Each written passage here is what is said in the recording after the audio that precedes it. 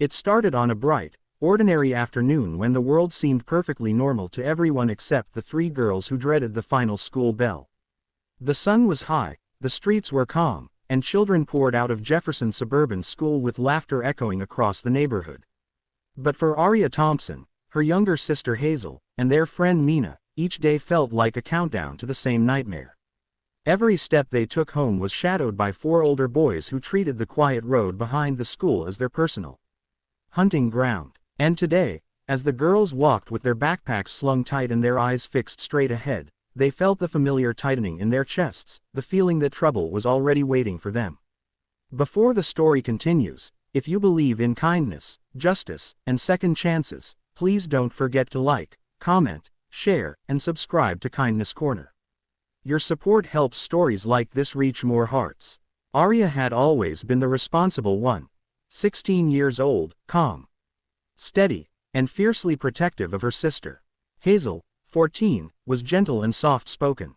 Mina, also 16, was the quiet thinker who kept emotions hidden behind her glasses.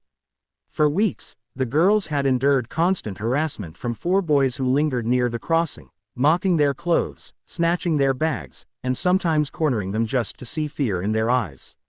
Their names, Brett, Ryan, Mason, and Cole, were whispered by younger students as if they were some kind of threat that everyone simply accepted. What made it worse was that adults in the area rarely intervened. They watched from windows, shook their heads, or muttered that boys would be boys. The girls had spoken to teachers, but the harassment kept happening after school outside the property line where no one wanted to take responsibility. Day after day, the bullying chipped away at their confidence.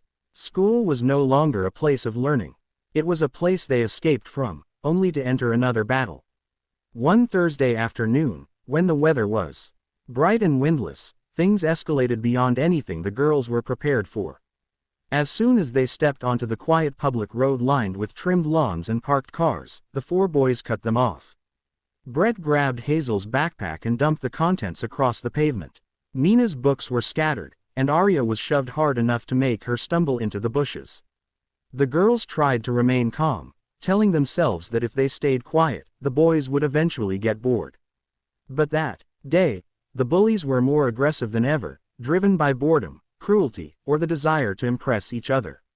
What none of them knew, what no one could have predicted, was that a group of bikers from the nearby Veterans Riding Club, men known for their discipline and protective instincts, were riding down that same street at that exact moment.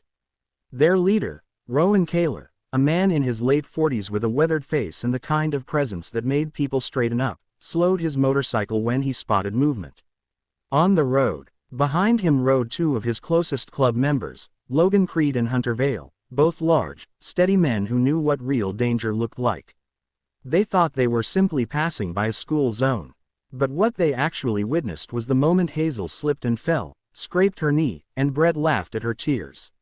Rowan braked so hard the tires screeched. The bikes halted in a line like a wall of steel and authority. The three girls froze, unsure if this was another threat or a miracle. The bikers removed their helmets slowly, exchanging looks that carried years of understanding. These men had seen countless forms of injustice. This one cut deep in a different way. Logan's eyes darkened, Hunter's jaw clenched, and Rowan stepped forward with a calm but powerful stride that made the boys instinctively retreat. The boys, suddenly realizing they were no longer the strongest figures on the street, tried to mask their fear with defiance. But their trembling hands and shrinking posture gave them away. Rowan didn't shout because he didn't need to. His presence was enough to drain the arrogance from their faces. The girls watched with a mixture of shock and relief as the bikers positioned themselves between them and the bullies. The daytime air felt clearer, the sunlight steadier, as if the world itself had paused to witness what was about to unfold. Rowan motioned for the boys to kneel, not out of cruelty, but to force them to confront the weight of their actions.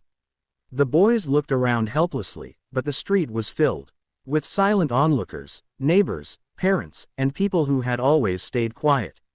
Now, with the bikers there, they didn't look away. They didn't shrug. They didn't walk back inside. For the first time, the community held the bullies accountable. Aria stood behind the bikers, her heart still pounding, but feeling a strange, steady strength growing inside her. Hazel wiped her tears, and Mina clutched her bag tightly, realizing the kindness sometimes appears in the form of steel, leather, and courage. No violence was needed. No punches were thrown. Rowan simply held a wooden stick at his side, not to use, but to show the boys that this was no game. He demanded change not through force but through consequence. He ordered them to pick up every scattered item, apologize properly, and face the families they had intimidated. As the boys obeyed, humiliation etched on their faces. The three girls felt the first real breath of safety in weeks. What struck them hardest was not the fear the bikers inspired, but the protection they offered so instinctively. Rowan's voice softened slightly when he finally turned toward the girls, asking if they were hurt, if they needed help, and if they had felt alone in all this. When Arya nodded silently, he told them they weren't alone anymore. From that day forward, things changed rapidly. The bullies didn't just stop. They avoided the path entirely, keeping their distance and lowering their gaze whenever they saw the girls.